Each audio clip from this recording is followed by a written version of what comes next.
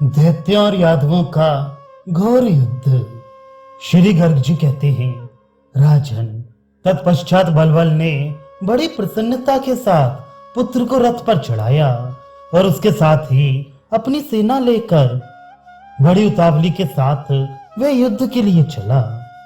वे अनेक प्रकार के वाहनों पर बैठे थे तथा भांति भांति के कवचों से सुसज्जित होकर नाना प्रकार के रूपों में बड़े भयंकर दिखाई देते थे।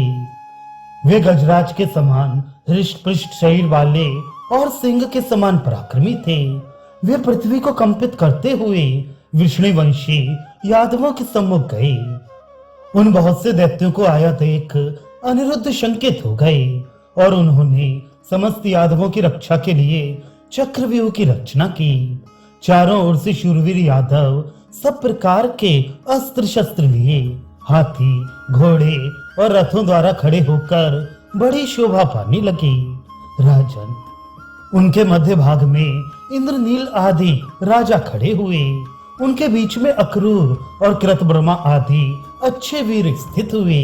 राजेंद्र, उनके बीच में गद आदि श्री कृष्ण के भाई विराजित हुए। उनके मध्य भाग में सांब और दीप्तिमान आदि महान वीर खड़े हुए।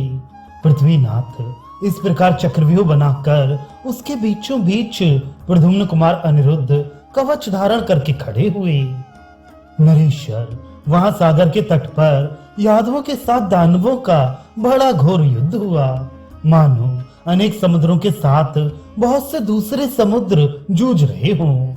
उस संग्राम स्थल में रथी रथियों के साथ, हाथी सवारों के साथ, अश्वारोहियों के साथ और पैदल वीरों के साथ परस्पर युद्ध करने लगे। राजन, तीखे बाणों, ढाल तलवारों, गदाओं, रिष्टियों, पाशों, फरसों, शतघ्नियों और भुषुंडियों द्वारा यादव वीर बलबल के सैनिकों का वध करने लगे। उनकी मार खाकर भयभीत हो वे सबके सब अपना अपना रणस्थल छोड़कर भाग चली।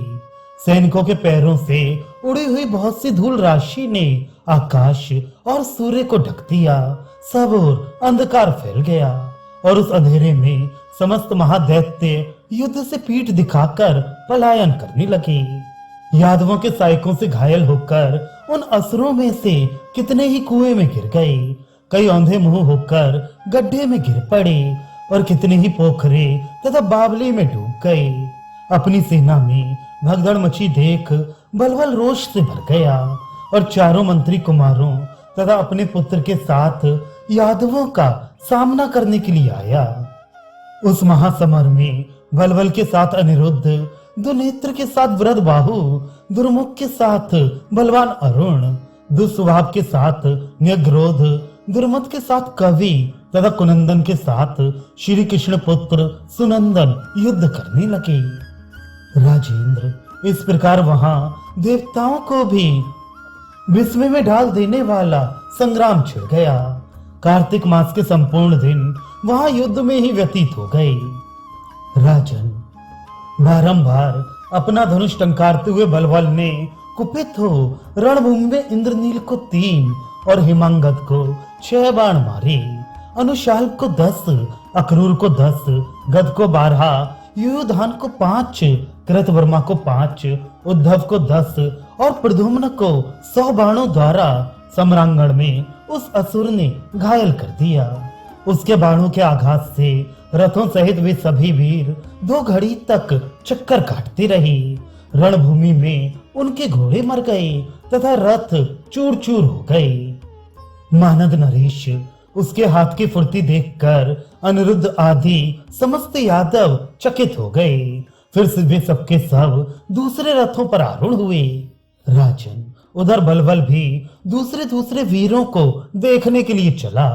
तब क्रोध से लाल आंखें किए अनिरुद्ध ने कहा, ओ दैत्य, मेरे सामने खड़ा रहे, पराक्रम दिखाकर तू कहां जाएगा? मेरे तीखे बाणों को भी देख ले। अनिरुद्ध की ये बात सुनकर दैत्य युवराज कुनंदन बलबल के देखते देखते शीघ्र ही बोल उठा। राजपुत्र ने कहा, प्रद्युम्न नंदन, रणभूमि में दैत्य राज को देखने की योग्यता तुम में नहीं है, इसलिए पहले इस युद्ध स्थल में तुम मेरा बल देख लो। अनिरुद्ध बोले, दैत्य कुमार, तू अभी बालक है, युद्ध करने की योग्यता नहीं रखता, अतः अपने घर जाकर कृत्रिम खिलौनों से खेल। राजकुमार ने कहा, आज तुम यहाँ बड़े बड़े वीरों के साथ मुझ बालक का खेल देखो। यदि घर जाकर खेलूंगा तो वहां कोई देखेगा नहीं। ऐसा कहकर कुनंदन ने अपने प्रचंड कोदंड पर 100 सहायक रखे और उनके द्वारा अपना बल दिखाते हुए उसने रथ पर बैठे हुए अनिरुद्ध को घायल कर दिया। उन बाणों के आघात से सारथी, घोड़े तथा रथ के साथ वे स्वयं भी आकाश मार्ग से चक्कर काटते हुए कपिलाश्रम में जा गिरे। अनिरुद्ध के चले जाने पर तत्काल हाहाकार मच गया। तब रणस्थल में कुपित हुए साम आदि यादव उस दैत्य कुमार को मारने के लिए आए। उन बहुसंख्यक योद्धाओं को आया देखकर युवराज को बड़ा हर्ष हुआ। उस बलवान वीर ने युद्ध स्थल में सांब को 10, मधु को 5, वृद्धबाहु को 3, चित्रभानु को 5, वृक को 10, अरुण को 7, संग्रामजित को 5, सुमित्र को 3, दीप्तिमान को 3, भानु को 5, वेदबाहु को 5, पुष्कर को 7, श्रुतदेव को 8, सामने खड़े हुए सुनंदन को 20, विरूप को 10, चित्रबाहु को 9, न्यग्रोध को 10 तथा कवि को 9 तीखे बाणों द्वारा घायल कर दिया। साथ ही उस मानी कुनंदन ने बड़ी प्रसन्नता के साथ विजय सूचक शंख ध्वनि की।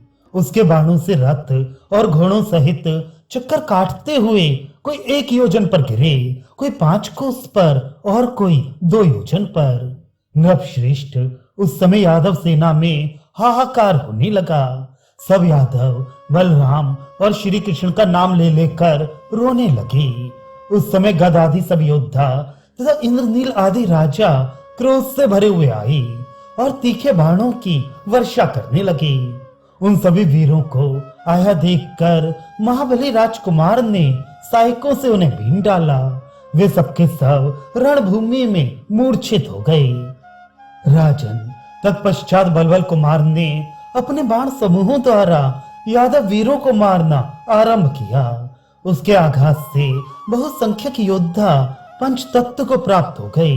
संग्राम भूमि में उसके बाण समूहों द्वारा रक्त की नदी प्रकट हो गई, जिसमें जीवित हाथी डूबकर मर जाते थे। उस समय यादव सेना तथा आकाश में हाय हाय की आवाज गूंजने लगी। इंद्र और वरुण आदि देवता भी आश्चर्यचकित हो भयभीत हो गए। अपनी विजय देखकर समस्त असुरों के मुख पर प्रसन्नता छा गई।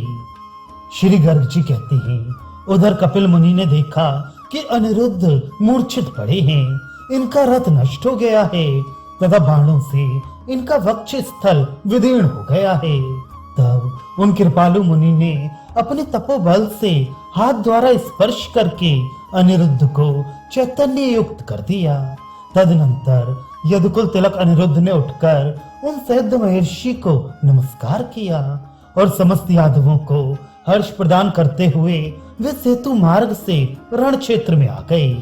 राजन, तत्पश्चात दूसरे रथ पर आरूढ़ हो बलवान अनिरुद्ध ने प्रतिशांग नामक धनुष उठाया और रोषपूर्वक दैत्य राजकुमार के रथ पर एक बाण मारा। उस बाण ने सारथी और घोड़ों सहित उसके रथ को लेकर आकाश में 4 मुहूर्त अर्थात 8 घड़ी तक चक्कर कटाया।